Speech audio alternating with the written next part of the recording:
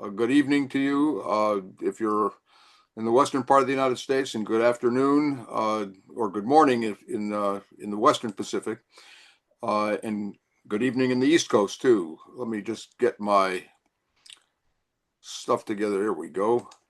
I'm Zev Yaroslavsky, and on behalf of the leadership team at America at Crossroads, uh, I warmly welcome you, along with Congressman Mel Levine and Community Leader Janice Kaminer-Resnick. We are the leadership team that keeps this thing going, mainly Janice Resnick, and we've given her the night off tonight. Many thanks to our guests this evening, Paul Maslin and Michael Murphy, both of whom I will introduce shortly.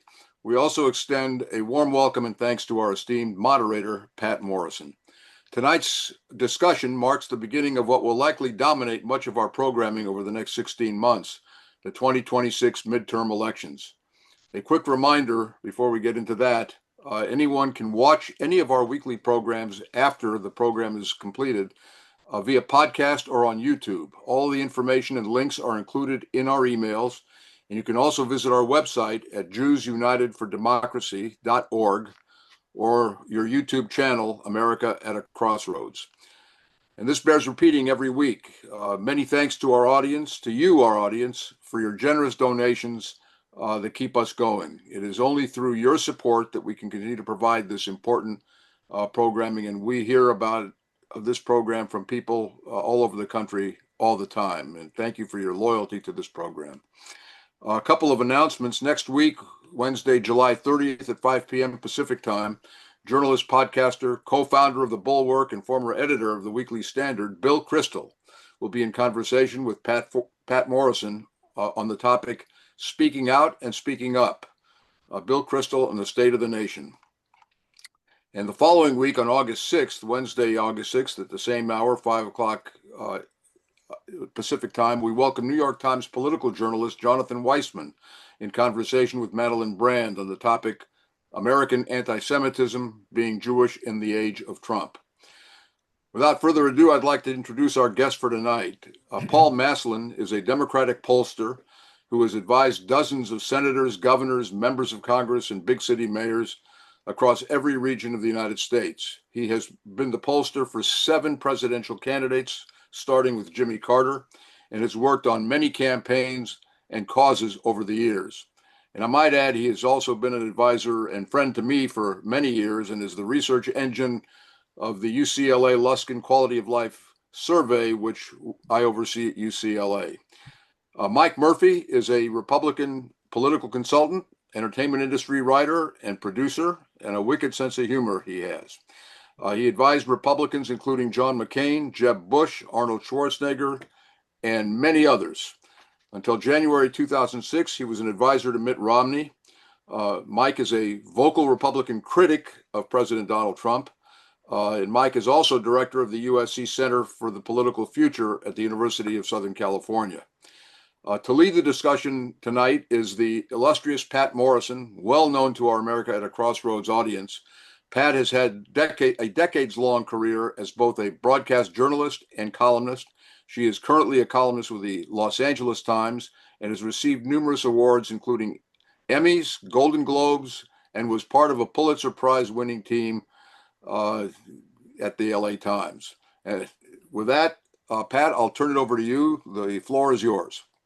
Zev, thank you. Thank you to everyone who supports and watches, and even, of course, the people who have organized this program for some vital years in our country's history.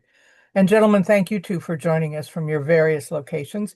In 6 months, Donald Trump has gutted foreign programs. He has sent masked agents into American cities, chasing down undocumented immigrants, green card holders, and even U.S. citizens. He has gutted the nation's public health programs. He has ravaged the nation's excellent science and medical and space research programs, abandoned international alliances and allies. But it is his reluctance to do what he promised for years, which is open up the files on Jeffrey Epstein, a convicted sex offender, that may be his Achilles heel and looks at the moment to be losing much of his MAGA base. I did not have this on my bingo card. Mike Murphy, maybe you can elaborate from your point of view from the universe that includes MAGA, but you are not part of it. Yeah, well, one, it's great to be here and a return journey. I always enjoy these, and it's wonderful to be with my friend and highly respected colleague, Pat, and of course, excuse me, Paul, and of course, you, Pat, too.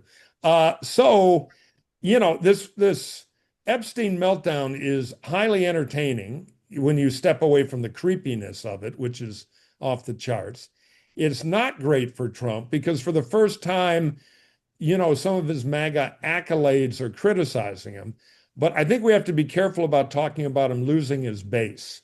This is a distraction and an opportunity cost and a major headache for the House Republicans because Trump has done such a neck snapping 180 on this.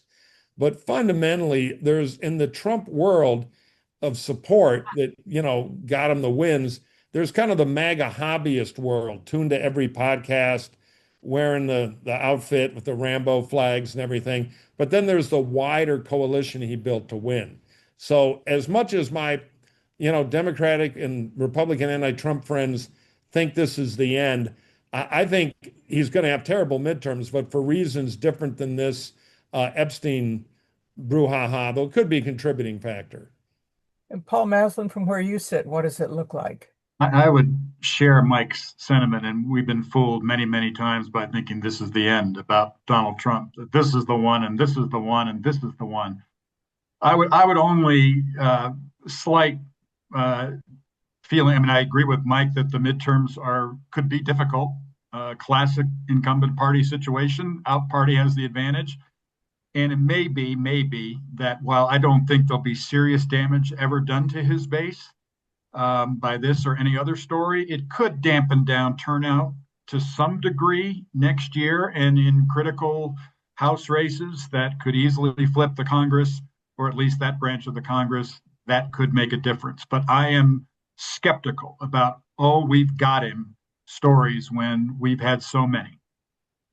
If you'd like to put one of your questions to either of our guests or to both of them, you can put them in the Q&A box. Have a listen, though, as we go through the program and make sure that we haven't already addressed your question. I know it can be frustrating sometimes, but we'll get to the last maybe 20 minutes of our program and be sure to get some of your questions to our guests as we talk about principally about the midterms, but there's so much that has rippled out from them and that is flowing toward them in terms of its longer term effect. Let's begin with some of the polling numbers. YouGov and The Economist, among others, CNN polling that Donald Trump has seen his numbers virtually flip from inauguration day to now being upside down. For example, his approval rating among Gen Xers is now 62-point drop from its peak 8 months ago. A lot of this has to do with immigration policies, with people seeing what has happening to neighborhoods and neighbors in the United States with the immigration enforcement policies that ICE is carrying out. But there are other matters as well.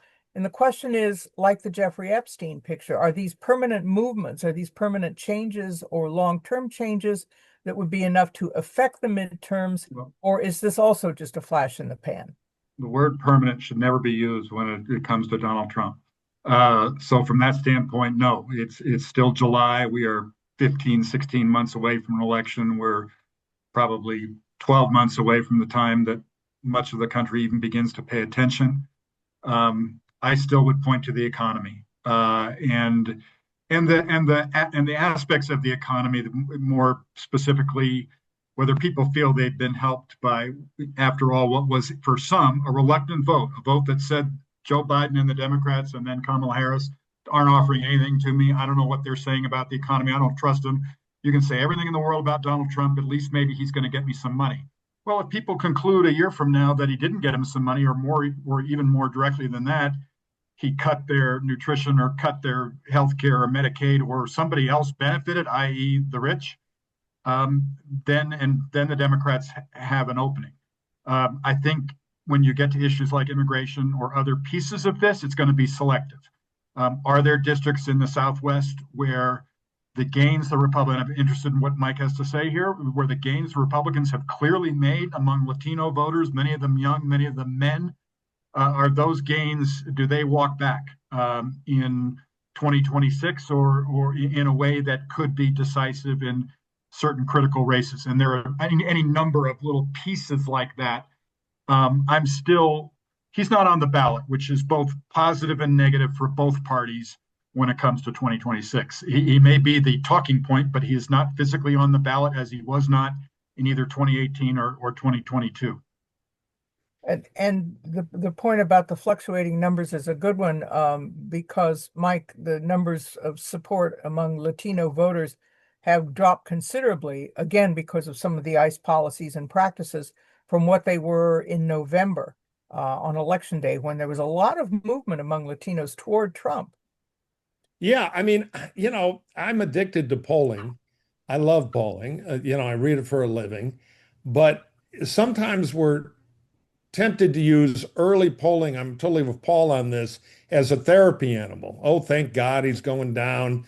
The ICE thing's hurting him. It's going to be over soon. And then, of course, it goes back up and there's a line around the block in front of every psychologist office in any blue city. So if we step back, let's look at the big forces that'll come to a crescendo next year. And the polling does give us hints, but it can't give us certitude yet.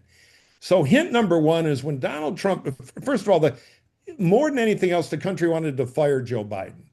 And then Kamala Harris was seen as kind of a Biden agent, not unlike, a doppelganger with some other new enemies that he didn't have culturally, at least when the Republicans were done with her.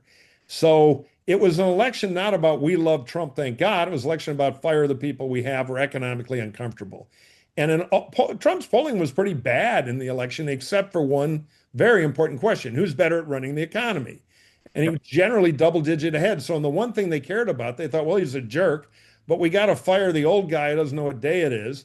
We don't like her, so let's give him a shot for a better economy. So the only number I'm paying real attention to now is Trump's rating on the economy. We went into McDonald's. We remember we like a Big Mac. Now we sniff the Big Mac and it's got this tariff sauce on it and other problems. So his economic numbers are shrinking. He's basically got almost Joe Biden numbers on the economy right now. And if that is true in a year, the Democrats are going to win the House. So I'm sorry, it's not just about and then I'd like to go to Paul. It isn't just about generalizations about we're doing much better. He's offering specifics that are wrong. He's saying that gas is $1.98. Well, that's a figure for unprocessed gasoline. It's like saying that milk is 10 cents when it comes out of the cow, but it's $5 a gallon when it gets to you. And he's saying that egg prices are down, and the other prices are down like 1,000%, which means they'd be paying you to take the goods. But let me caution you, Pat. That's all true, but this is what the Democrats tend to do. They want to give them a score for lying. Nobody cares. What's happening now is when Trump's in a corner and he's losing the argument like he is on the economic stuff, he'll start a culture war. And the one thing that you can bet on is the Democratic Party, 4 out of 5 times, whenever there's a culture war, will fall for the trap and jump into the wood chipper. So next year is going to be a mighty struggle by Donald Trump to make the election about something other than the economy, or to blame people other than him for the economy, and start culture fights. And will the Democrats have the discipline not to go there? Finally, on young Latinos, a lot of that was driven by economic pain, but part of it, again, was the culture war stuff. So I think most of the forces are lined up for a good midterm for the Democrats if they have the discipline to exploit it. But so far, they have the tailwind. That last if is everything. I'm absolutely agreed with Mike that the discipline to have an economic message, we don't have to solve every economic problem, but have some fundamental economic message that says, he bamboozled you. You didn't get any benefit from this. We're offering you something. He's a fraud. Look who really benefited. And there's some pieces, like I said, there's some pieces that have to do with healthcare or other parts of the component of what people are paying and how much. But that is everything. And we cannot get sucked into fights over other things. That's an age-old divide and conquer history in American politics, back in the South, everywhere, which is when you don't have the economy on your side, you convince the people that are suffering economically that there's a scapegoat. And that's the bigger problem. And the Democrats, unfortunately, play into those hands. So, Paul, excuse me 1 second, Mike. Go ahead. Is it a case of you can't pay any attention to anything Trump says, but only what his government, his administration does in terms of the economic, health, educational impact on one household at a time? I think by far, and because what he says, I mean, there's a list as long as from here to Germany, about all the things he said that are crazy lies, whatever, and we've all learned they don't matter. Mike's absolutely right. That game is like gotcha game is long gone. Fight him People would over say what they really all lie. matters to people. Yeah, there's no scorecard anymore. It's funny. I had a great little Democrat experience.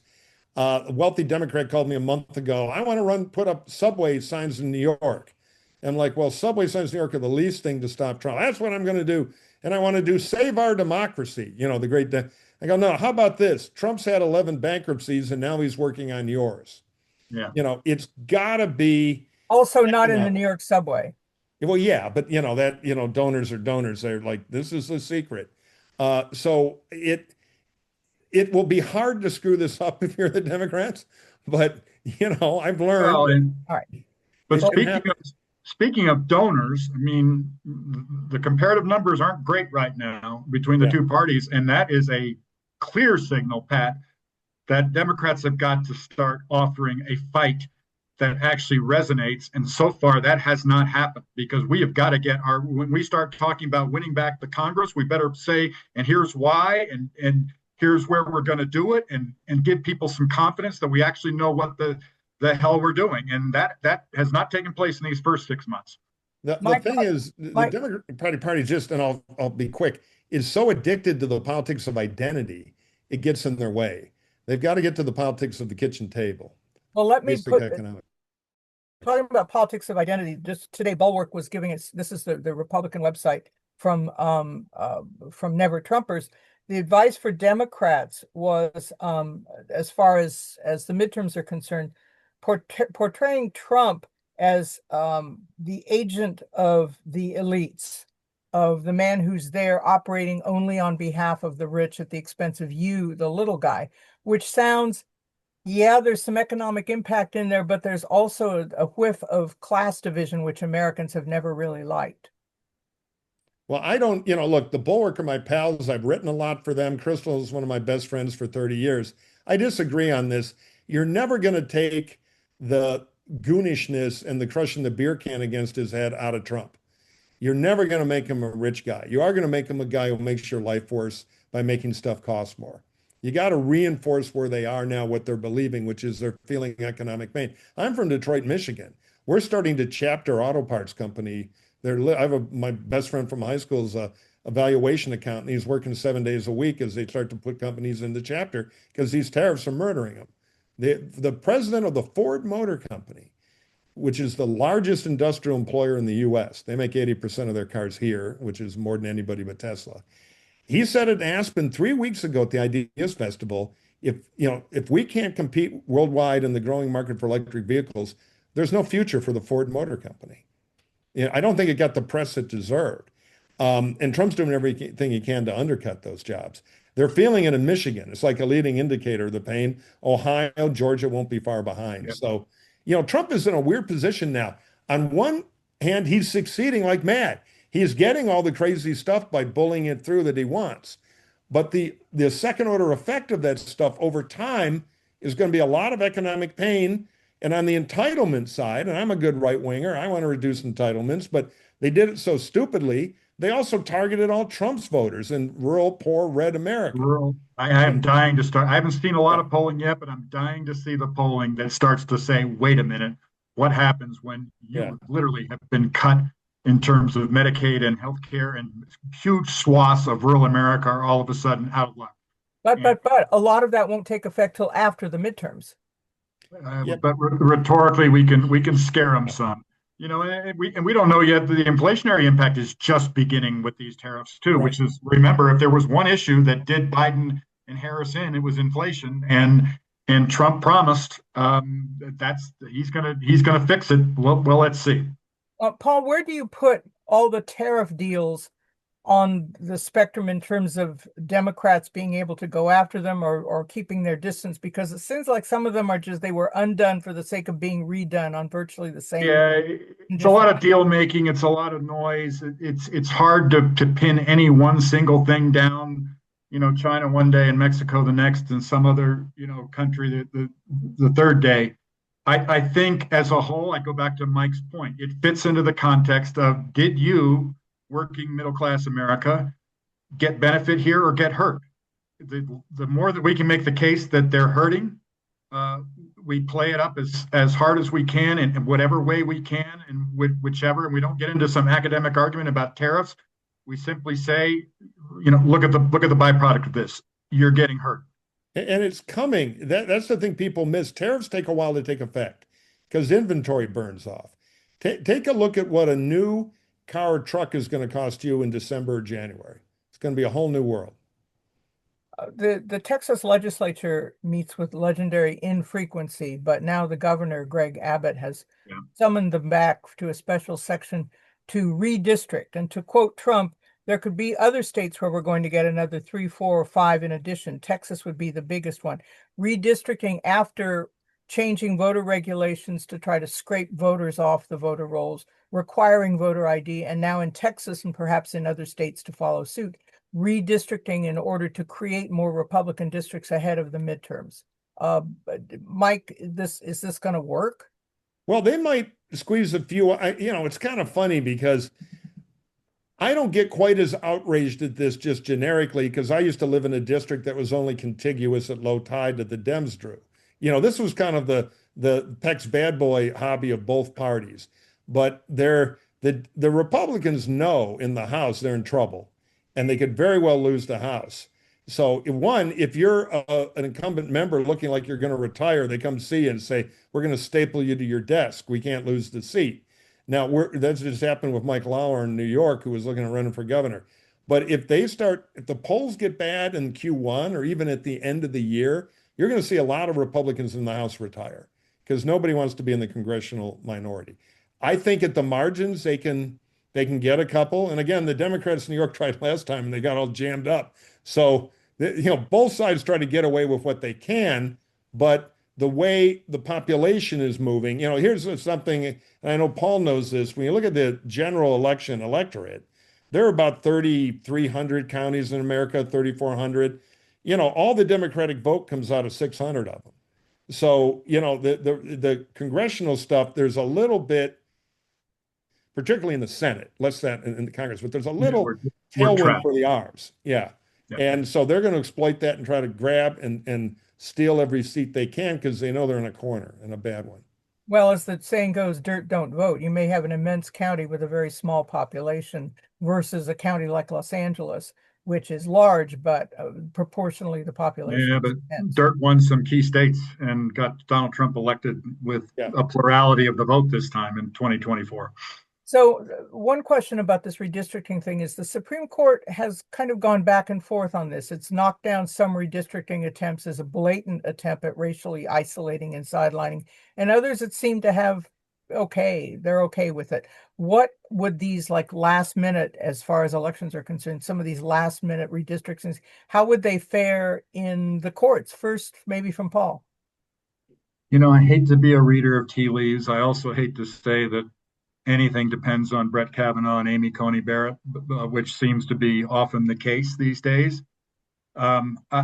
It's hard, Pat. If my skepticism says if they believe that is really what the boss wants, the person who put them there, I get nervous. On the other hand, you would hope that the later it gets, the wilder it gets, the more egregious it gets, that the Supreme Court could exert some control here. But I'm not confident. I don't know, Mike, if you feel any differently. I'm not confident.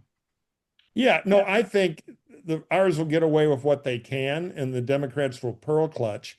So what I would tell the Democrats is stop pearl clutching and get an economic message and go beat them, because the economic lever is 10 times better than the redistricting lever as far as impact.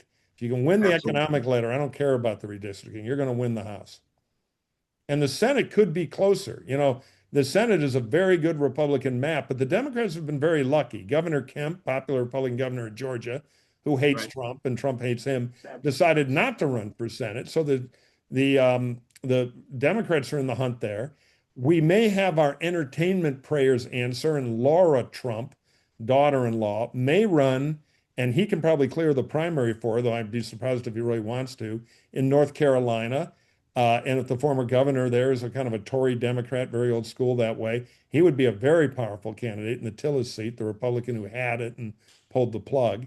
So the Senate long shot formula is looking better. Although deep down, Florida or Texas are always the bugaboos, and we probably can't ever get at least this time, we can't ever have a chance of winning back the Senate unless we win one of them. And we have to hold a number of seats on our side that are all fairly narrow as well, which has been done before, by the way. I should quickly add, there have been plenty of elections that have been lined up where there's a Democrat, bare advantage, or even slight Republican advantage, and yet Democrats have succeeded. But Mike's right. There's an opportunity perhaps to narrow. I am long shot is the right word in terms of flipping the Senate entirely. Agree. You might get a tie.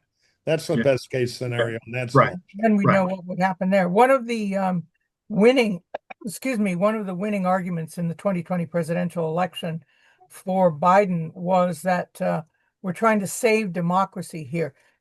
Can you reheat that dish and serve it again in 2020, you mean, or 2024? Because it wasn't a winning argument in 2024. I'm sorry, yes. Can you reheat that and use that in the congressional races in 2026? I think it is only a potential turnout mechanism in certain places. It is. I'm going to go back to what Mike's been saying. We have to be disciplined. It's James Carville. It's the economy stupid. It's the economy stupid. It's the economy stupid. We get lost in debates about democracy, as valid as they are. As much as there is clearly an authoritarian threat on the horizon, it's much closer than the horizon now.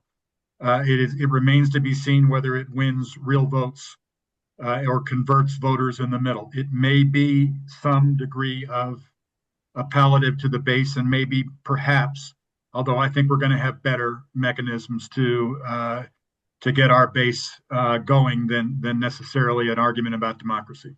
Mike, it's massively overrated. Run like hell. You're talking to yourself. It's a halo argument, so people who don't like Trump can feel good. Well, I'm fighting for democracy. Here's why it's misleading in the polling. Because the public polls say, look how high it is. Well, you ask all the Republicans voting for Trump and the working class Democrats who cross over for Trump and independents, what are you doing? We're saving democracy. We're saving it from Hunter Biden and the conspiracy and QAnon. And any good screenwriter will tell you that the best villains think they're heroes. So both sides think they're fighting for democracy. So wow, what an important issue. But it cuts right down the middle. It doesn't move many people. The economic pain equals change precedent. Inflation and other economic pain, layoffs and the kind of stuff that Q1 could be very much about.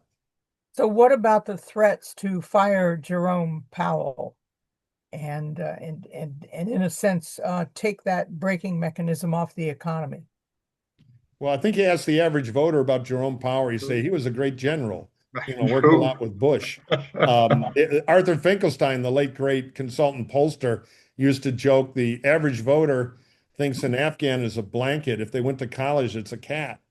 So I think the idea of chaos and messing with the economy and Wall Street looking worried and maybe the stock market, which is a little puffy right now, that could all combine to be bad for Trump as economic manager, where he already has kind of weak numbers. Now, one of the tricks of this business, as Paul knows well, is once they think he committed a misdemeanor, it's easier to hang a felony on him. People already are halfway there.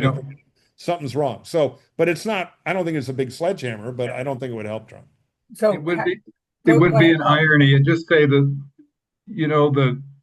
one of the fundamental failings of 2016 was a decision that was, I know I'm really rewriting history now, but it was a decision that was made to essentially leave Trump's business career and all of its foibles and all of its fraud and all of its vulnerabilities essentially on the sideline. And we let him get away with this notion of this great success in his business career for all those years.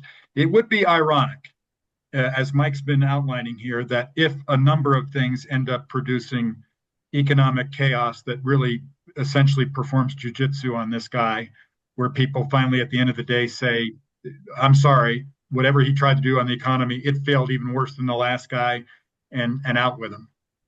Yeah. So The that he other would thing, replicate his business track record when it comes to the economy of the nation. yeah, I mean, you got to understand, we got a country where if you're at a cardboard set pretending to be a business tycoon on prime time for 10 years, even if you're firing comedians who are paid to pretend to work for you, creates the perception that you know what you're doing. And that is a strong image. I do think the other thing that's out there for next year, if Trump starts to have more economic failures and more middle class and working class pain, we created a new problem in American politics, which is too old. Now, Trump appears to be so vigorous because he's running around throwing lightning bolts all the time. Half of them are crazy, but there's action. That said, as Trump ages next year, under pressure, because keep in mind what the narrative may, I'm so old, and my colleague Paul's been around a while too.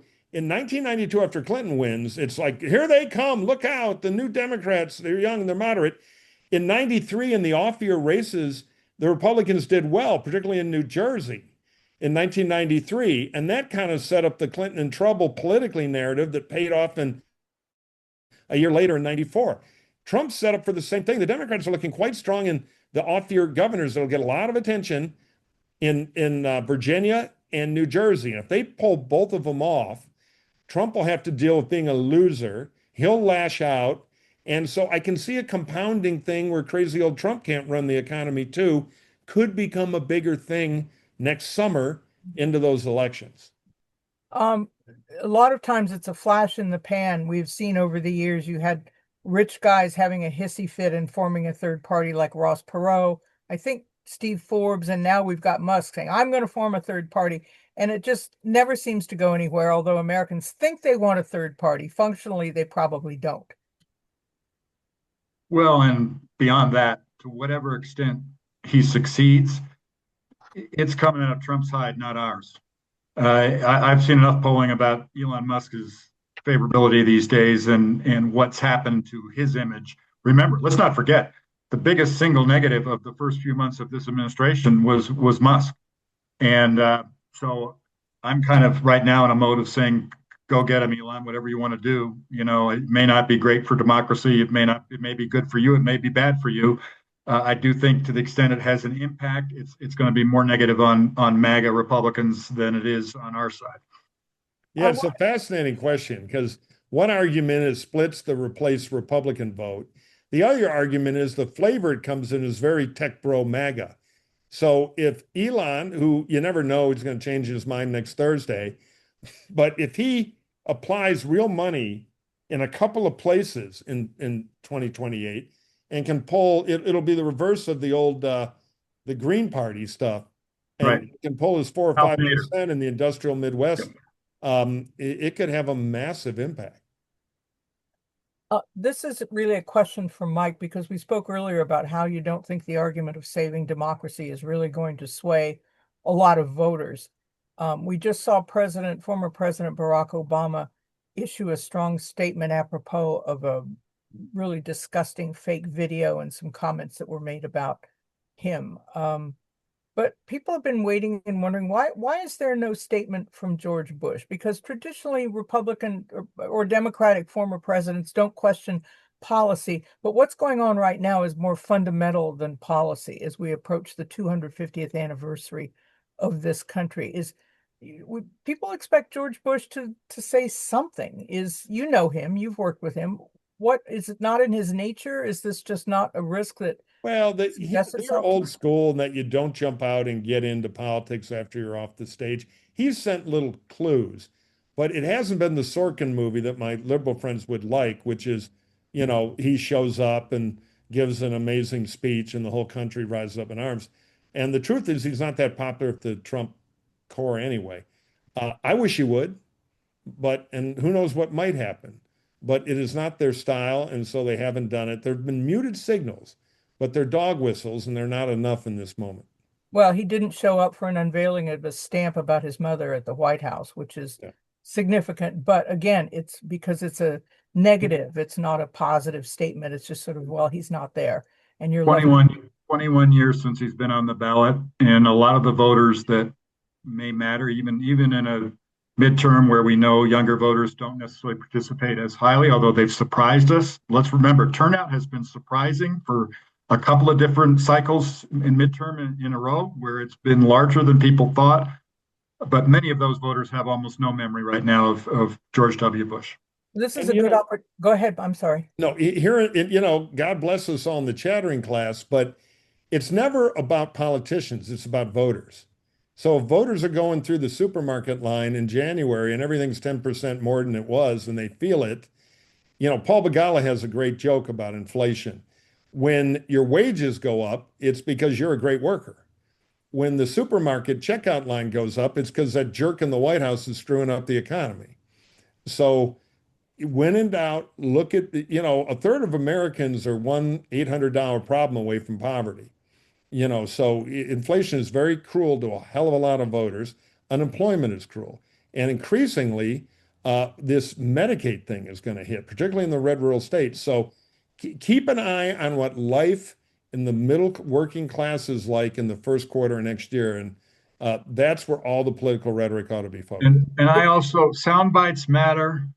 In this case, big, beautiful bill may be one that comes back to haunt him because we can mock that and connect that to real outcomes I think Mike's the media expert here, but I think that can be done pretty darn effectively in quick shorthand that won't be hard to explain to people. It's worth remembering that 60 years ago, the war on poverty that was launched originally under Kennedy and then really got into gear under LBJ was first broadly targeted at poor white people in Appalachia. This was not a kind of urban poverty measure. And now we may see this circling back around as the economy and other effects of, as you say, drawing down Medicaid and pulling away from Medicaid support really take an impact in some of those communities as well. Your question about getting in young voters is a good opportunity to start bringing in the questions from our viewers. And there was one I was just looking for. Jeff wants to know what you make of the New York City mayor's race. Mamdani has excited a lot of younger voters. And of course, New York is sui generis. It's going to be its own thing. Right. But is there now some model that the rest of young Americans are looking at saying, who is this guy and do we want some version of him? I don't want to go too far. And we always have the caveat, even as Mike said, sometimes these off year elections that set up the next midterm do have meaning, and we're all going to be trying to read tea leaves. But I've come down on sort of one fundamental point to make about what happened in New York. If the Democratic Party has a choice between being old and rotten or young and crazy, I'm going young and crazy every time. We can work on the crazy. I don't know how he would govern. None of us know how he would govern, assuming he wins. As I do think when it comes to, let's not forget, for all the noise about Gaza and a variety of other statements he's made, the bottom line is he talked to New Yorkers about the fact that they can't afford to live there in a way that nobody else had. And certainly Andrew Cuomo wasn't, and certainly Eric Adams isn't.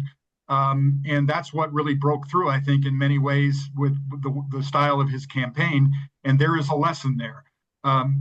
How he succeeds and what he does as mayor of New York, the Republicans, of course, think they have a nice battering ram here and something they can come back to time and time and time again. We'll see. But I don't think we should discount what happened. And I also think, again, if the Democratic Party is going to be whatever it's going to be in the future, it's going to be more young than old. And we have to make that shift. It's going to be hard. It's going to be painful, but it has to start happening. Mike, what about Mamdani as some kind of... I'm obsessed with it. I was in New York last week. Some angry donors, we supervised a poll. And they're all, the current kind of equation of the Manhattan, world was, well, wait a minute. The Jews are going to vote against Mamdani because of what he said. The blacks are going to stick with Mayor Adams. And the Cuomo Democrats are all going to go to Adams, so Adams can have a comeback. Totally untrue. Adams is currently in the race third among African Americans. He is behind, Mandami is winning the Jewish vote, particularly Jews under 45. The state of Israel and the government of Israel both test net negative. So talk about standing by Israel. You are losing votes in New York. Mandami is a huge political talent. And both Cuomo, who literally in a three-way race is only getting 6% of Jewish voters under 45, is hated, and Adams is hated. So get ready for Mandami. The race could tighten a little, but Mandami has rocket fuel, and he won on two things: change, cultural change, instead of old lizard politicians or failed making deals with Trump corrupt people, fresh, new affordability. Groceries cost minibar prices. Apartments are impossible to find. You got a whole bunch of people, they still have college debt, even in their 40s, who can't live in New York. They can't afford to. So it was a perfect storm, and his talent turned it into a tornado that is, I would say, about 90% likely to prevail. So, but Mike, does any part of that scale up for Democrats? Yeah, I mean, I think I would be worried if I were a Democrat that some of that young, blow up the system, politics doesn't work, energy could turn into a real AOC campaign. If I were in the Jewish community, I'd be very worried about younger Democrats because the old deal of Israel is gone. That said, there are limits. Urban constituencies in a dense city are different than the suburban constituencies that win or lose presidential elections. But the affordability stuff, the anti-establishment stuff, and the generational stuff all has power. You turn on the Democratic, everybody's 90. Schumer, even Pelosi, who's on the sidelines, but she's getting up there. So it looks like a party of ineffectual senior citizens doing politics as usual. So there are real warning signs here for the Dems, and the left is now invigorated. So the warning signs, Paul, is there anything positive in them? Is there anything that from Mamdani can be taken out to swing states, to young Democrats there to say, this isn't what we want, but this is the kind of energy that we can apply to our message? I think generational change, anti-establishment, young, different, with it, all of that are pluses. There are ideological pieces of this that apply to New York that may or may not in swing states or in the suburbs, as Mike just indicated.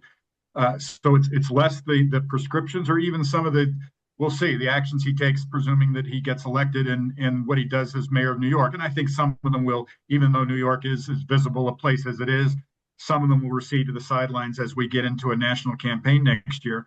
But certainly the notion of, I mean, that's what I said at the beginning. Give me some young and crazy. Let's mix it up. We've got nothing to lose right now because we've been branded, and we were branded terribly and lost a crucial election because people thought we were old and tired and lacking any notion of any idea or any relevance to people's lives. We have to change all of that. Let's get to some more questions. Jerry from Colorado has a question. I've heard a lot from people. And there's some question, there's a serious underpinning to this, because I think it was in Florida, there was a civic body that canceled its own elections. It essentially extended its own term by a year or two. And Jerry says, what's your level of confidence there will be midterm elections? Very high. 99.9. Okay. Well, Jerry, I hope you're reassured. We haven't gone that far. Well, yeah, we can always say yet about what's going on. That's right. That's right.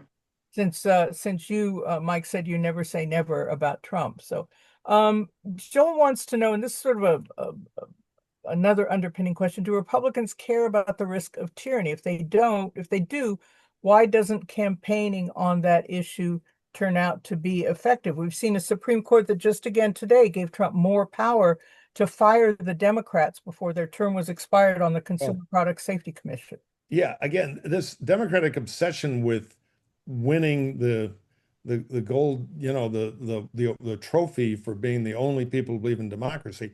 Republicans think Trump is saving democracy because there's a big left-wing conspiracy full of state power and wokeism that is out of control. And so Trump's undoing all that. So from their point of view, he's a hero for democracy, not a villain. Look at all the iconographic parties tell a lot by how they use visual vernacular. on their websites. Everything of Trump is a flag, the Statue of Liberty, an eagle, and a low camera shot of Trump the fighter.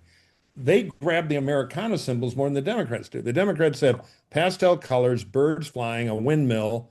That's always been the case. I mean, it's an election summer when there's a flag burning amendment being proposed somewhere. Yeah, but the Republicans tend to embrace this. This is, from my point of view, I've always been amazed to watch how the Democrats often define their campaign by kind of groupism.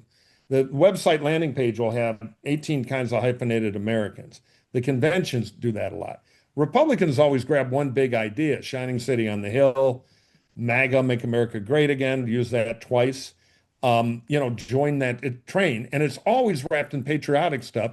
And it always, particularly if Trump has a little bit of we're saving the country here, big crusade against them, whoever them is. So giving homilies and awards that we're the only ones fighting for democracy because New York Times ought to rule the country is such a cultural misunderstanding of the Trump vote. And, you can never forget what's really happening in American politics at the last 10 years has been like a 2-lane highway. In one direction, going at 100 miles an hour, bumper to bumper, are white working class people going from Democrat to Republicans on cultural conservatism and middle class economics. On the other side are college educated people going from the Republicans to the Democrats out of some of these kind of issues. But Trump's been winning the exchange. So Democrats got to get some people who worry about missing a truck payment back. Paul, what about that? You've got. No, I agree with a lot of what Mike said, but I'm going to make a point. I felt that this is before Donald Trump. I felt that each party was sort of, in a way, pinned into a box. I'm sure there were many Republicans, Mike can attest to this, who were mortified at watching the gains that Democrats were making among Latinos, among Asian Americans, among younger Americans, and realizing that demography is destiny and that all of these groups were only going to get more powerful over time. Now, our mistake was we mistook that for our only message. And group identity is not, in its own way, a formative and vital and winning message. It is just an aspect of who we became and what our appeal was about. Just so happened that the guy who was perfectly able to encapsulate the flip side of that, the America that felt they were losing to all of those things, came along at a time when he was able to exploit it. And we did not, for a couple of different elections and for various reasons, we didn't combat it very well. I still think that there is power in the overall diversity and pieces of a Democratic coalition. It's just that we can't make that the identity aspect of it front and center and the only message or the biggest message we have. It has to be supporting what is clearly a more economic and relevant message to the average American voter. Let me combine a question from Gary and with a point from Diane. Gary says he's a conservative who dislikes Trump and doesn't think Trump is a conservative, but he's permanently changed the Republican Party. And Diane's point, the same thing. Are we doomed, her word, to be stuck with Trumpism even after Trump is gone? And Gary's point, will the party be permanently changed by Trump? So between Diane and Gary, they're getting to the same question about the permanence or the impermanence of the Trump MAGA stamp on the country and on the party. I'm not a believer in the word permanent when connected to politics. Political parties evolve or die. We've become a populist party. We have more in common with Juan Perón now than we do with Ronald Reagan. That didn't work out so well, by the way. And that's kind of exactly, Paul, I'm winding up for that. I think we will evolve beyond Trump. And I think if Trump loses the midterms, there'll be a shell of Trump left, but it'll still be powerful. The populism may be here to stay, and it's also infecting the Democratic Party. So we're going to go through a little populist fever dream for a while. I think we might see, I'm very much looking forward to the next presidential race because we're going to have a Pier 6 brawl in both parties to find a definition through what should be and ought to be a very wide open, crazy, Pier 6 brawl kind of primary. I think the Republicans, there will be kind of an evolved populism, but it won't be pure Trumpism, partially because it's a personality cult and you can't replicate it. And Trump will have more baggage in 24 months than he does now, even in the Republican Party. You know, there's a little trick polling question that a great Republican pollster, Whit Ayers, came up with that we've been asking for a long time on surveys. We asked Republicans, are you more of a Republican Party Republican or a Trump Republican? And that number moves by 30 points. When Trump's doing well, it's 70% Trump Republican. After he lost to Biden, it was like 38, 40% Trump Republican. So there's a little more flexibility in this. We're also going to have a generational change. Now, J.D. Vance could be one of them. That would be Trump populism rehash, but there will be others. So wait and see is my answer. Nothing is permanent, but populism has legs for longer than Trump might.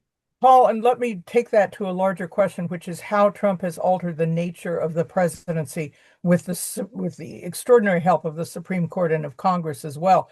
How do Democrats work within that realm? Do they try to retreat and retract, or come the time that the Democrats are in the White House and taking charge of Congress, do they just fill those big boots, whether they feel unconstitutional or beyond democracy or not? A lot in that question. I don't like the word retreat in any context.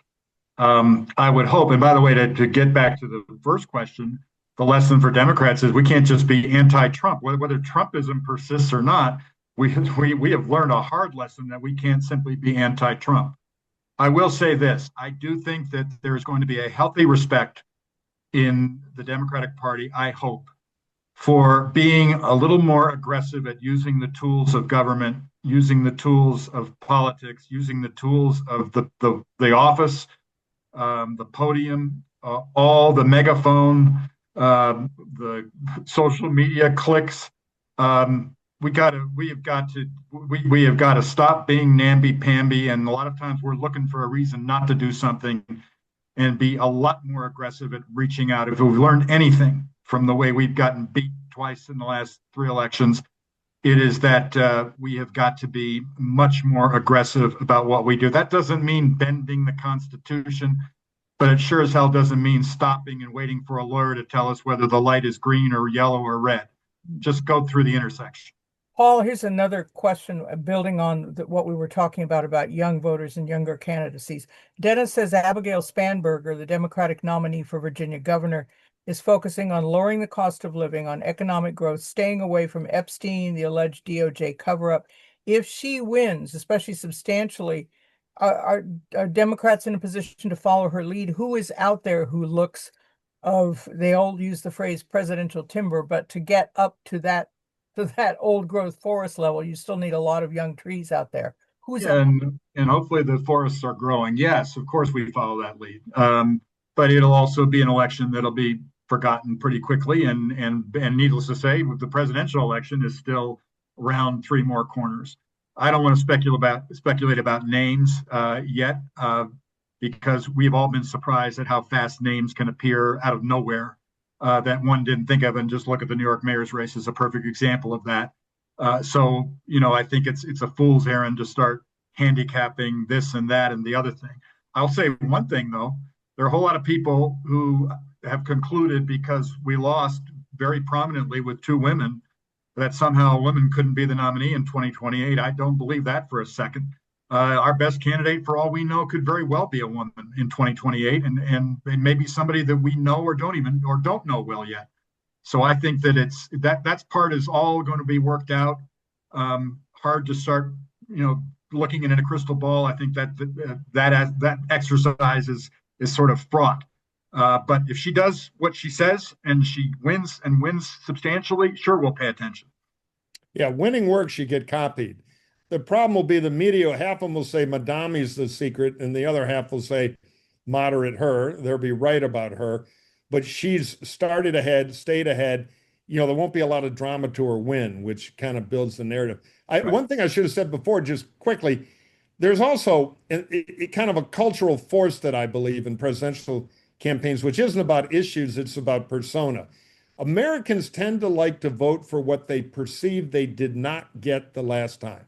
If you kind of look back, you had George H.W. Bush, classy guy, but he couldn't work a supermarket scanner. He was not in touch with our lives. So what do? 180 turn. We go to the trailer park. We find Bill Clinton. He understands us really, really well, maybe a little too well.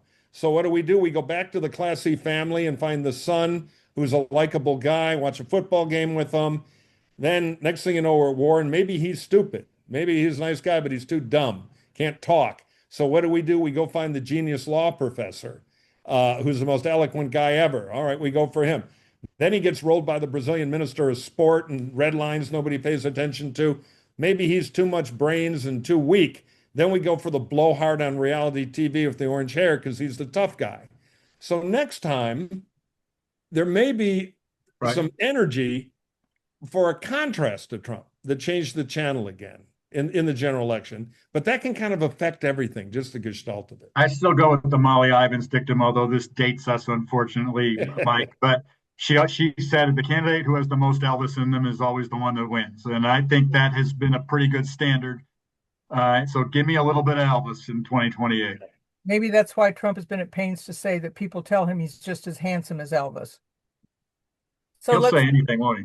Yeah. Well, we've got a couple minutes and we want something optimistic from you. But before we get there, we have a couple of questions where there's just a sense of heartbreak in them. You know, Ellen says, don't the mass deportations pose an issue for anybody? Marcia says, you know, Hitler took control of Germany's judicial system. Democracy is done. We know that the NRA used to get out votes, that people would vote on gun issues primarily, but they wouldn't have vote for women's choices of primary. This is a heartbreak that it all comes down again to me at the grocery checkout and at the gas pump. Is there nothing that moves the needle emotionally for Americans with their sense of being American and pride in being a nation that stood against these things? That could very easily be true, but let me just say about people who feel heartbroken right now. Get over it and fight. Yeah. Real simple. I've spent a lot of time in Wisconsin, helped elect Tammy Baldwin for the third time, because we finally won control of the Supreme Court and finally got lines redistricted that are actually fair. There's a decent chance after 15 years in the wilderness that we can win back the legislature, which is no small thing in a key swing state in 2026, irrespective of all these other problems. In terms of the deportation issue, I would simply say, again, in selected districts and states, particularly in the Southwest, but elsewhere in this country, if there is a change of opinion among people who absolutely feel targeted and feel afraid, then it is sort of incumbent then on the people in the political process to try to make that into an active political weapon. I think, of course, there are authoritarian models around the world. It is growing. We all get it. There's not any illusions here. But making a Hitler comparison, we've all learned, is sometimes a very destructive thing to do. This is still America with foundations and institutions and a history that I still believe in and still I think could give us some confidence. As bad as it is right now, it can change. Mike, can you give us a positive Yeah, I totally agree with Paul. First of all, I would say keep in mind that we have a citizen army, and our military does not take an oath to the president. They take an oath to the Constitution of the United States. So just try a revolution. You'll find out what a Marine battalion can do. I don't believe any of this 7 days in May craziness about Trump taking over. He may do buffoonish stuff, and he'll look great hogtied in the back of a Hummer being pulled out of the White House. Number two, whining does not win fights, and this is a fight. In the Republican Party, when we start them at 4 years old, they are taught grab the sharpest thing in the room and attack. No matter what, when in doubt, attack. Don't attack about we're better people than you or that you're Hitler. Attack about he's screwing up your life. You can't afford your drugs. You can't afford your truck, and you're going to lose your job. So, we don't have room for feeling bad about democracy and consoling each other. I am heartbroken. I spent 40 years of my life in the Republican Party all over the country to elect conservatives I believed in.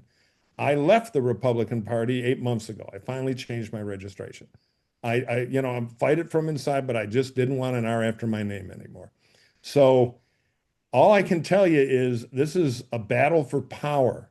There's not a lot of nuance in it. Fight, fight, fight. You'll have time to feel bad, or I think feel great later, because feelings don't win elections. Political organization and hard work does. Gentlemen, it's always a pleasure to have you on. We've covered a range of topics, and I'm sure next time we'll have new and fresh meat to discuss about where things are going, the bellwethers of the American electorate and the American people. So thank you both so much for joining us. I really appreciate it, and I'm Thank sure you. our audience does as well. Next week, I'll be talking to Bill Crystal, who's editor of The Bulwark, and also Never Trumper, about the state of democracy, the state of the nation, and where Republicans and people like him, and in fact all Americans, can take their anger, their concerns, and their hopes in this upcoming midterm and in the years to come. Thank you for joining us. You can see more information on the website. We appreciate your support. We appreciate your viewership. I'm Pat Morrison. Good night.